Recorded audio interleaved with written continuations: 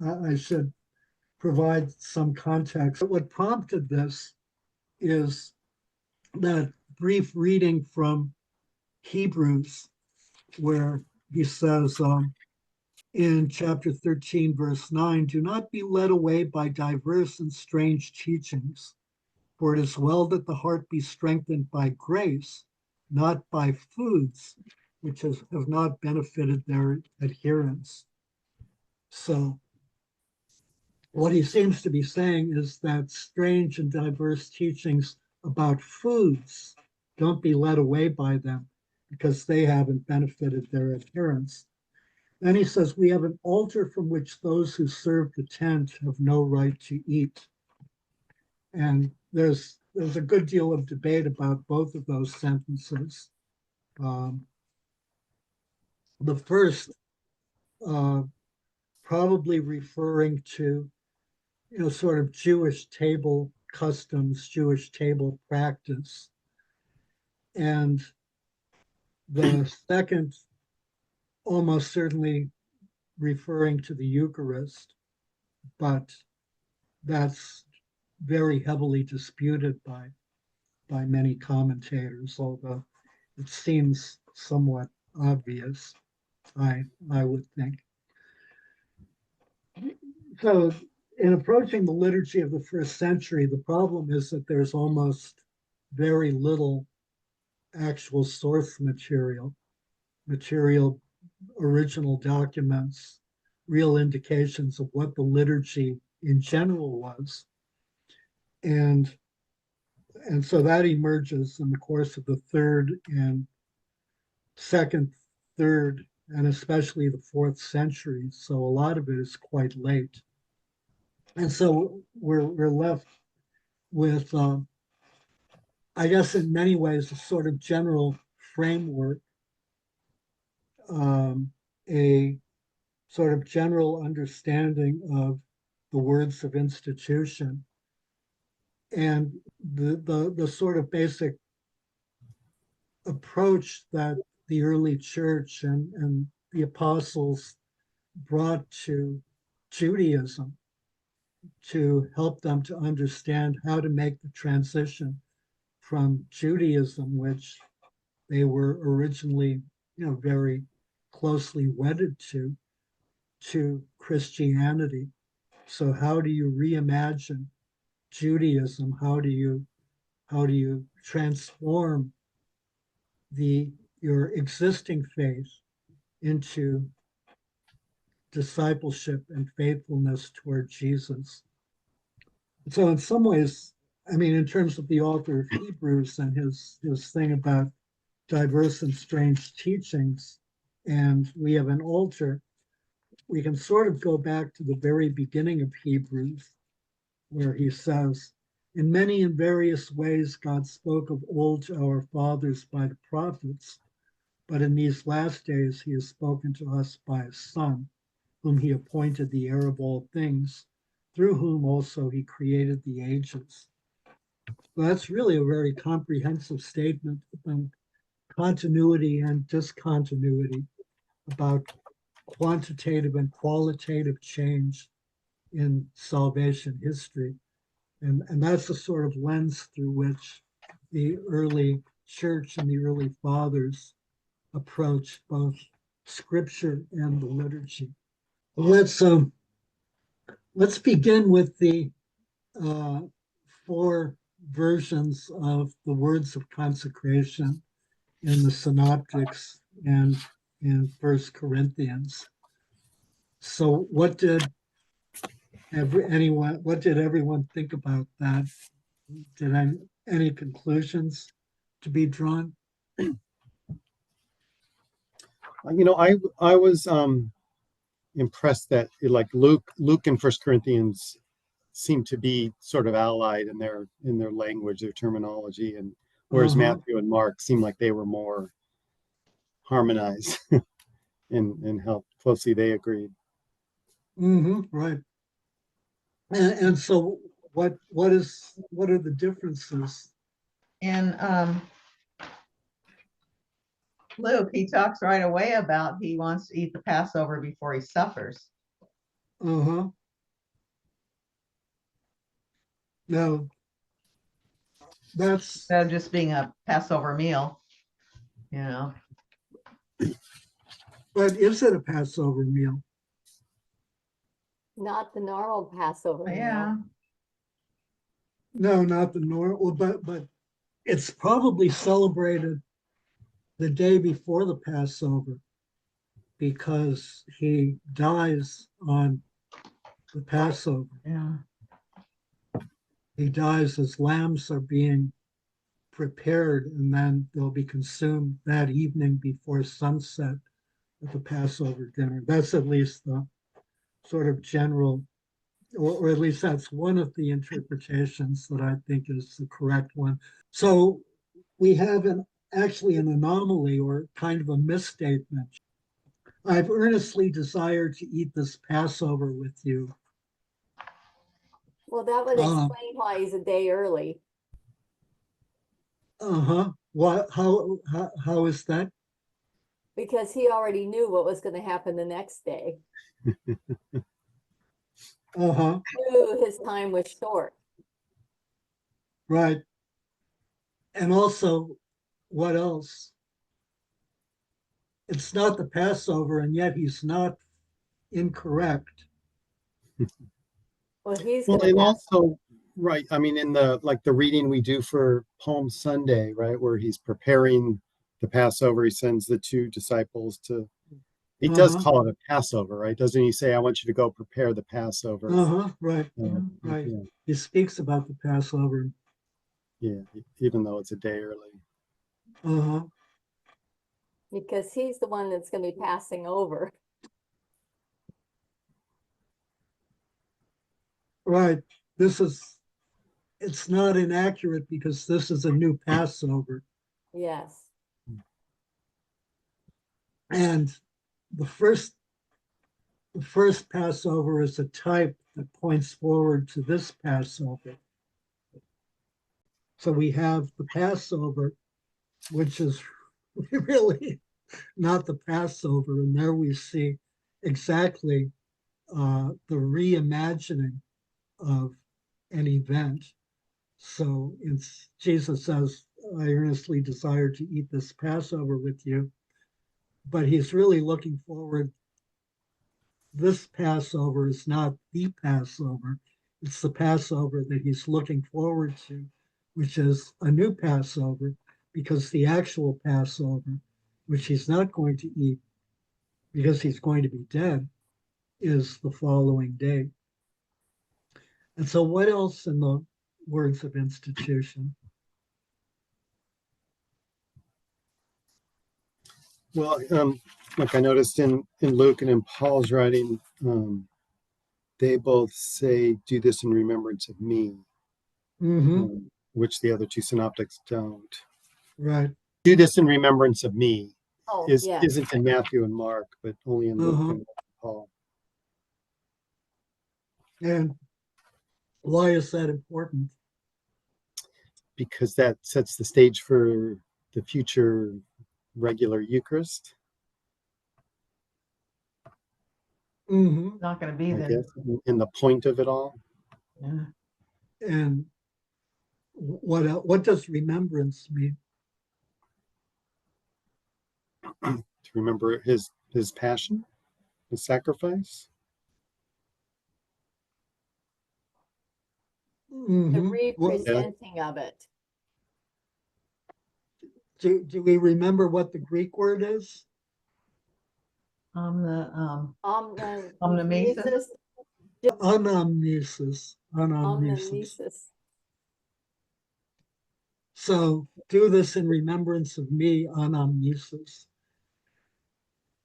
So that's a very, very Jewish concept. Anamnesis is and I don't remember the Hebrew word, but anamnesis is a Greek rendering of a Hebrew concept. Ordinarily, when we think of remembrance, we think of our memory looks back to the event. So it's very subjective. Anamnesis is, in contrast to that, very objective. It's an event that creates the memory. And so anamnesis means that when we do something in remembrance, it's a past event. We're taken into a past event and made a participant of it. That past event is brought into the present. And then that past event also has a future dimension. So the classic non-Christian example of anamnesis is the Jewish Seder, which begins with, why is this night different from every other night? And the point of the whole thing is that it's this night that is different tonight, right now. This is the night that is different. And why is that different? Because this is the night that the Passover is being relived. Because God is a God who brings liberation and hears the cry of the oppressed. He did it then, and he's going to do it tonight, and he's going to do it into the future. And so that concept of anamnesis is really critically important. And then also here we have prophetic enactment. So Jesus is in some sense providing an enactment of the cross, pointing forward to it, his death on the cross, and also pointing forward to the Eucharist, and then also pointing forward to the heavenly banquet. So anamnesis is a fundamentally liturgical concept. I mean, we can see the Seder as a kind of a family liturgy. So then what else is there in the four versions of the words of institution? Well, in Luke, he takes the cup and says, take this and divide it among yourselves. For I tell you that from now on, I shall not drink of the fruit of the vine until the kingdom of God comes. Then he took the bread and broke it and said, this is my body, which is given for you. And then do this in remembrance of me. And then after the supper, he did say, this cup which is poured out for you is the new covenant in my blood. Covenant. Right. And Paul also says it's the new covenant in my blood. And also the in remembrance of me again. Mm-hmm. As often as you do it. So that's into the future. Mm-hmm. So what about the difference between Matthew and Mark on the one hand and Luke and Paul on the other, that the chalice is separated from the cup? And indeed, Luke has two chalices being blessed and presented. In Matthew, which is poured out for many for the forgiveness of sins. The why. The blood will be poured out. Uh-huh. Blood of the covenant, which is poured out for the forgiveness of sins. And if you look at the others, that is not stated. Just as it's the blood of the covenant, which will be poured out for many. Mm-hmm. But not. Yeah. Right. Doesn't say for the forgiveness of sins. Or this cup in the new cup. This cup is the new covenant in my blood, or this cup which is poured out for you is the new covenant in my blood. What about the difference, which is probably the most striking difference in the fact that the bread and the chalice are combined in Matthew and Mark and separated in Luke and Paul. And so the actual order of writing of the Gospels and I mean, this is, speculative, and here I'm relying on the patristic tradition predominantly rather than on, sort of modern scholarship, which I don't really, which I think is um, inaccurate and insufficiently appreciative of the patristic tradition. So Paul is Paul is first. Matthew's gospel is the first gospel to be written. Mark's follows, and Luke's follows that. So of the synoptics, Luke is the last and Matthew is the first. The basic view of modern scholarships would be that Paul is first, Mark second, and Matthew and Luke roughly at the same time, whereas Matthew slightly earlier.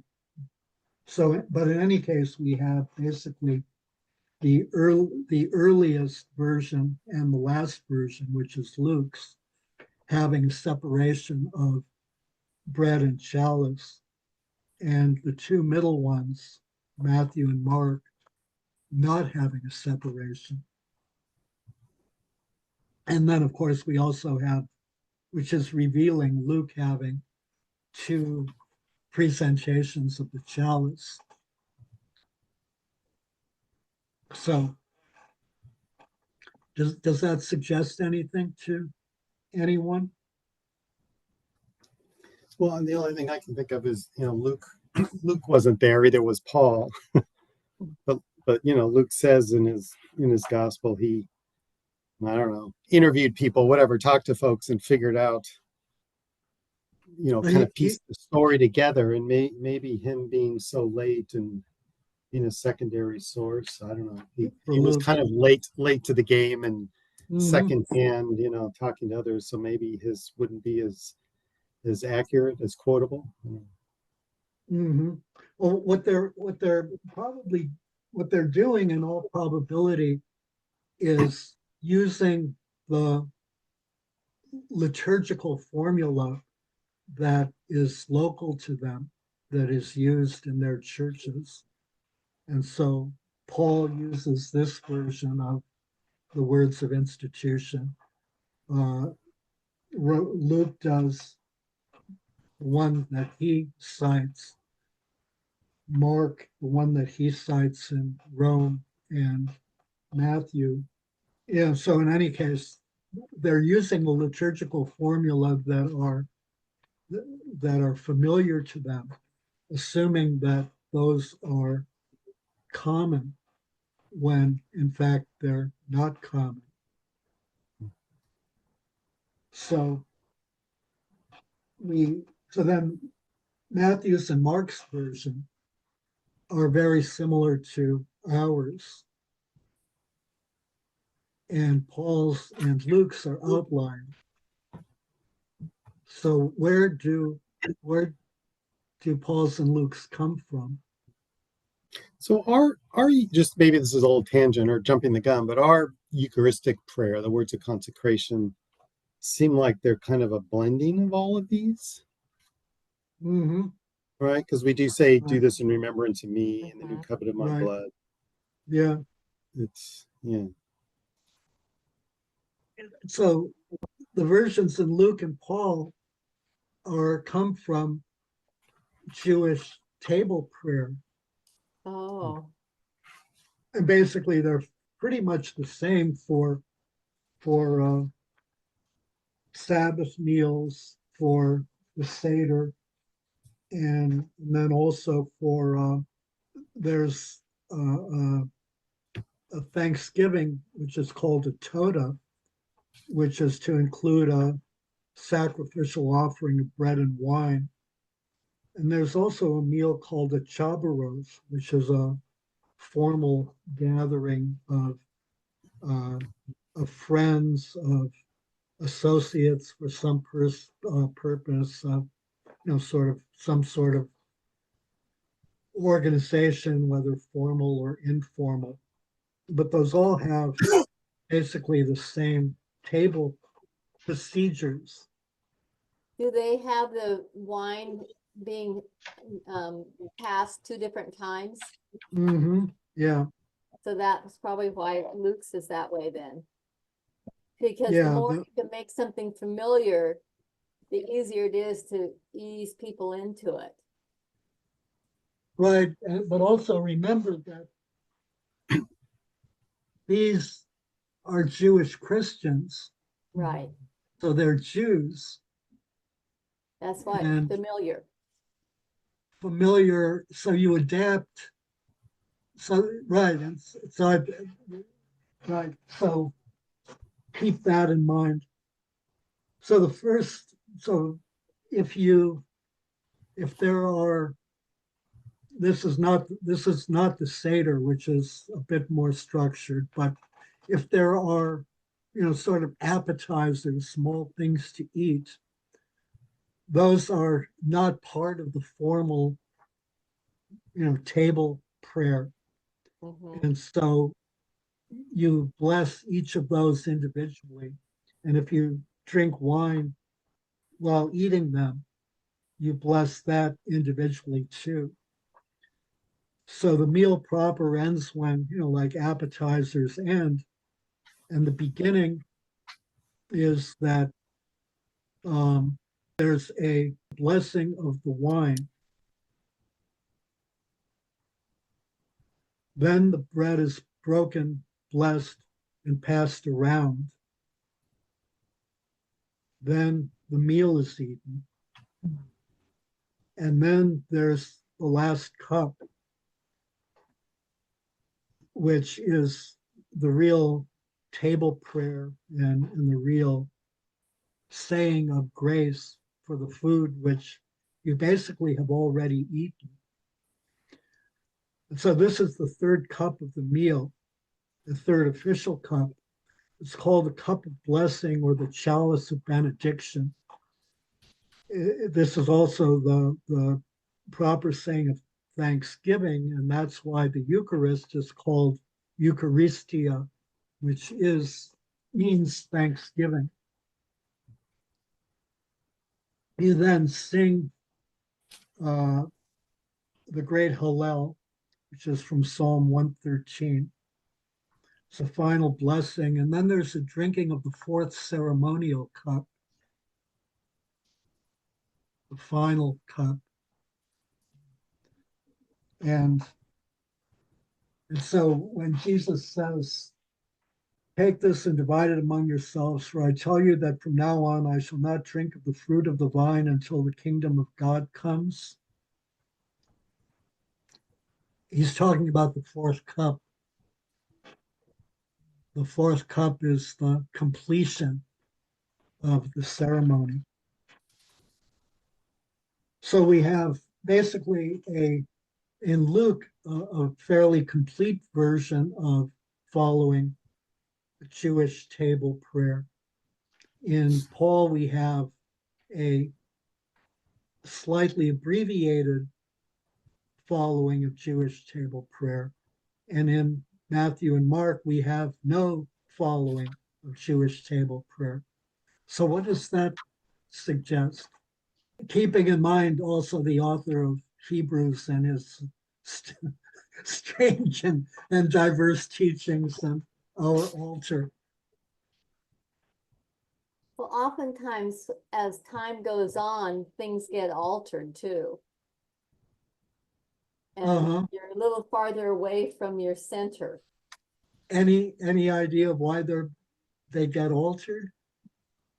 And what might be the author of Hebrews' position on the altering? I think he would be for the altering. Because you're moving more away from the Jewish tradition into the more Christian tradition. Mm-hmm. You start with the most known, and then as they get used to that, then you just slightly change as time goes on. You Without evolve. them even realizing it. I think about when we get new priests. You know, we start with what we've been doing, and then it goes, or,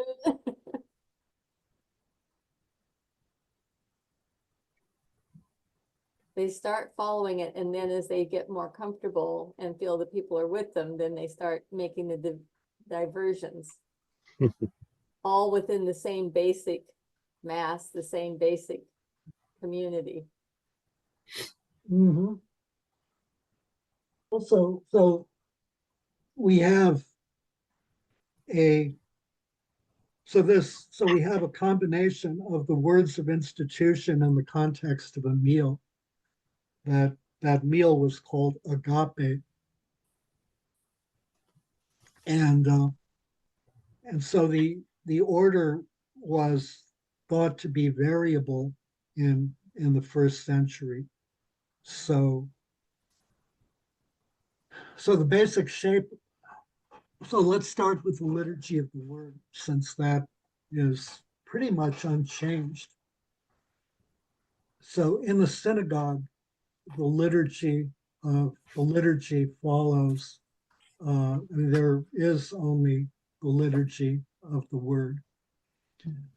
So in the synagogue, we have the first reading, which is from the Torah. We have Psalms. We have second reading from the prophets. We have a sermon, and then we have prayer. So the liturgy of the word then basically is largely identical to that with slight adaptation. And that has basically been true. Well, it's hard to tell from the early period of the church exactly what was read. But in any case, certainly we start with the Old Testament as a whole. We have the Psalm, and then we have a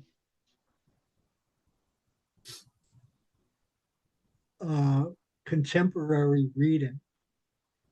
I'm not going to call it a New Testament reading because there is none. So, it might be, depending on the period, it might be from the Gospels, it might be from something else that was extant, it might be from something that's been lost. A little bit later on, it might be from St. Clement's letter, it might be, from something like that. And then we have the sermon or the homily, and then we have the prayers of the faithful. And then that concludes the liturgy of the word. Before the prayers of the faithful, the non-believers, the non-baptized, have to leave.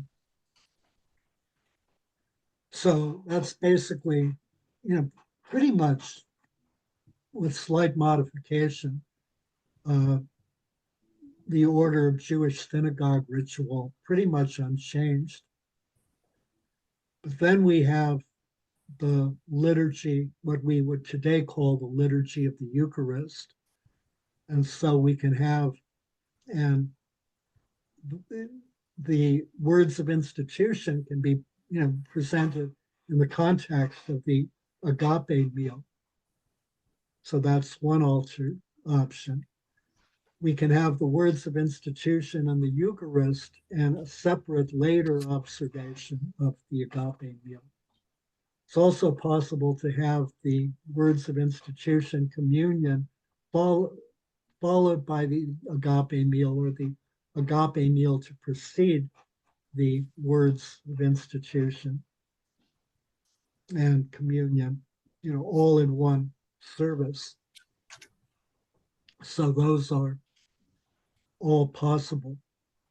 So then remember Paul talking about the agape meal in chapter 11 of 1 Corinthians. Is that where he's talking about the divisions among them when they get together? Uh-huh. Yeah, that's 17 and 22. from Corinthians 11. When you meet together, it is not the Lord's Supper that you eat, for in eating, each one goes ahead with his own meal, and one is hungry and another is drunk. What? Do you not have houses to eat and drink it? Or you despise the church of God and humiliate those who have nothing? So the idea here is that those who have are supposed to bring enough for those who don't. And those who don't simply don't. There's no shame, there's no humiliation. Their needs should be provided for. What shall I say to you? Shall I commend you in this? No, I will not. So we see a problem that, so this is probably pagan, very pagan behavior, that table fellowship is not being properly observed. People are bringing food for themselves and their friends and not caring about those who have nothing. And then they're also overindulging. They're eating too much. They're getting drunk. They're having a very merry party for what's supposed to be a solemn occasion. They're commemorating the Lord's death, and they're a little bit over the top. So that's revealing. What else? So these are pagans. What about Jews with the agape meal? Well, they're probably not slaughtering animals for sacrifice Right. at this time. Hopefully they're sharing, but it doesn't. They're Jews are probably sharing. I mean, Yeah. it is a sort of a communal meal. Because they've I mean, been that's- doing that all along. Yeah, I mean that's part of the tradition. The big thing here, is that we have a tension between the Eucharist and the celebration of the Eucharist and the celebration of the meal. So when Jesus says, "Do this in remembrance of me," what is this that's being remembered? Is it the meal, or is it, given that he's prophetically enacting and pointing forward to the cross, is That's it the what cross? It's the cross. So particularly, if you're backsliding, Mhm. it's very easy for it to become the meal once again. What is being remembered? Whatever the meal is commemorating, the Passover, perhaps. If we look at this in the context of the Sabbath meal, the Sabbath, and then that becomes problematic because for a little bit later in the church, observing the Sabbath was considered a heresy.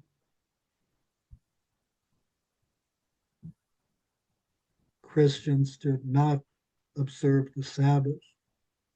And, in fact, it was only until, very few Christian groups today observe the Sabbath. Jehovah's Witnesses do, Seventh-day Adventists do. Some other groups, the Mormons, I think, do, but not many others. So Sabbath worship is really outlying. So something that, hints at the Sabbath is undesirable from very early, from the very, really the very beginning, the church, the thing Jewish Christians in the Holy Land would go to the temple or to the synagogue, and presumably Jews in the diaspora might, but they celebrated the Lord's Day or the day of the resurrection on Sunday. It was the 8th day, the day of a new beginning. And so we see a tension there. We see a tension with what's to be remembered. The blood of the covenant. Does anyone see a tension there? You mean as in the Jewish people would see it as animal sacrifice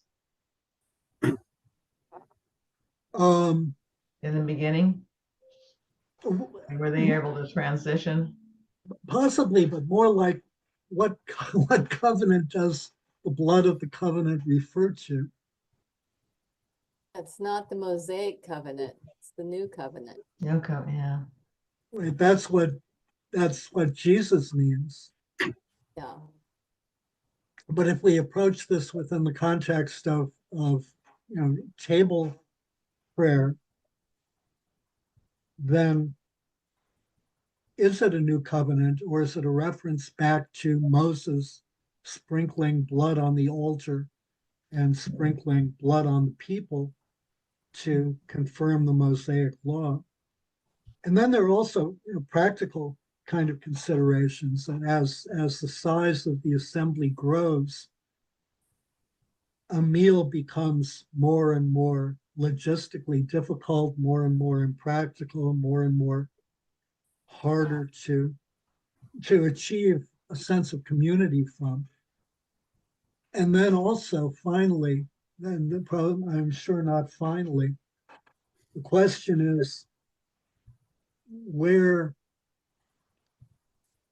and in many ways, and we can see this problem in the Reformation, and particularly in Luther's argument that the Mass is not a sacrifice.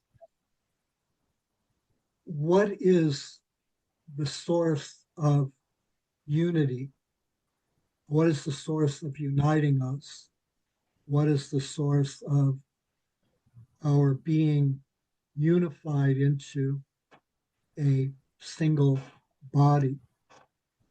Is it, and here we go to the strange and diverse teachings, is it that we're eating this meal together, as in, the food, or is it that we're all partaking of the one body of Christ? And so all of those tensions point, one set points backward to the Mosaic law.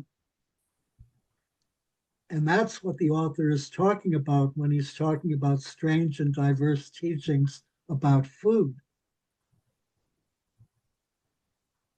And the other point forward to the sacrifice of the Eucharist. And then, returning to anamnesis again, the important point, I think, of anamnesis is that the cross is brought into the present so that we can participate, which is to say that we can also be the sacrifice. That's how we become molded into a single body of Christ. That's how we become transformed, that we offer ourselves as a living sacrifice. That isn't, although anamnesis is present, it really simply looks to God as the actor and not to ourselves. We have to sacrifice ourselves. And so I think here we can begin to understand, so we have all of this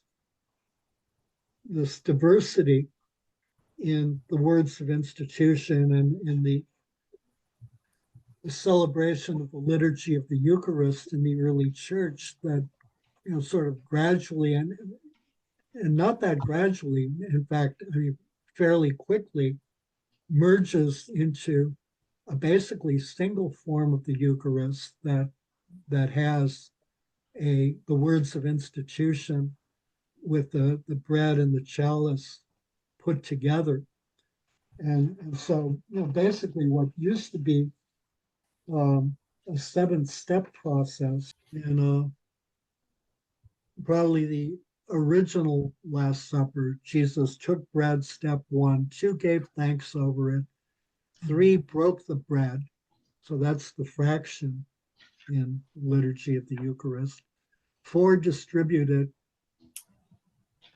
5 later took the cup of wine. 6 gave thanks over it. 7 handed it to his disciples. And so that becomes consolidated into the offertory of bread and wine are presented together to the altar. 2, the prayer of thanksgiving. 3, the fraction. And 4, communion. The bread and wine are distributed together. So that happened fairly early in the history of the church with some local variation, but the agape meal largely disappeared, or if it didn't disappear, disappeared in most circumstances. And if it didn't disappear, became completely separate from the Mass itself. And we were left with a liturgy of the Eucharist that in its basic outlines would be familiar to us today. And actually the current liturgy of the Eucharist, as Vatican II redefined it, is really an attempt to return to the liturgy of the Eucharist in the early patristic period. Kind of a tangent question that I thought of as you were talking. So the agape meal,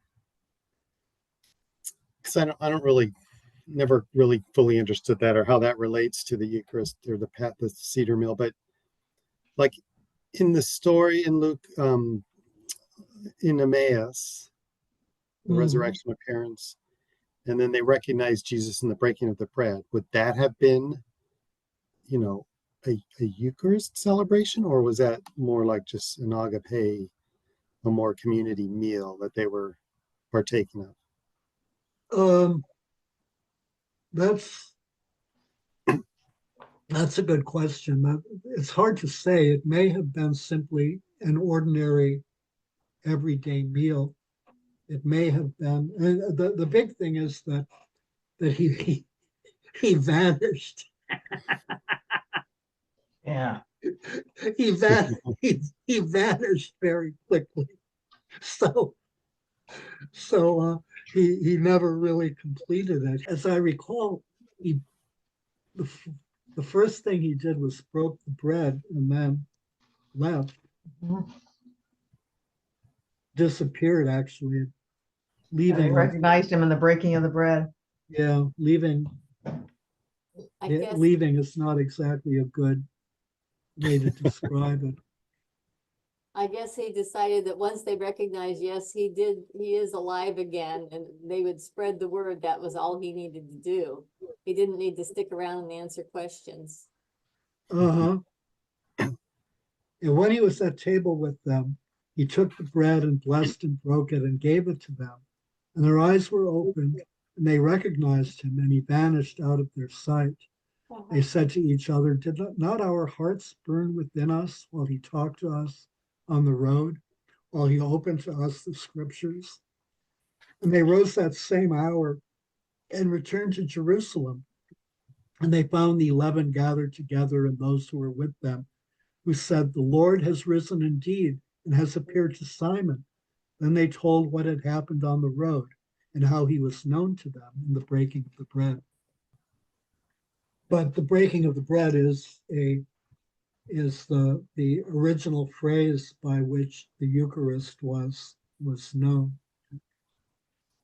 But one of the things that has struck me is that in the early, the first century, they were doing the gradual moving away from the Jewish meal to the Eucharistic meal. Right. And I know when Catholic Church has gone into other areas, like in China, they start with what's known there. They always incorporate parts of what the people in the area already do and know. They don't try to change everything. And then gradually bring them into the faith. So it's a pattern that's worked over the centuries. Yeah, and also, I mean, even though Jesus called it a Passover meal, and properly speaking, it wasn't a Passover meal. Jesus was an observant Jew, or a mostly observant. Well, Jesus was a kind of There you go. He was using what they knew to move them. Jesus observed some things.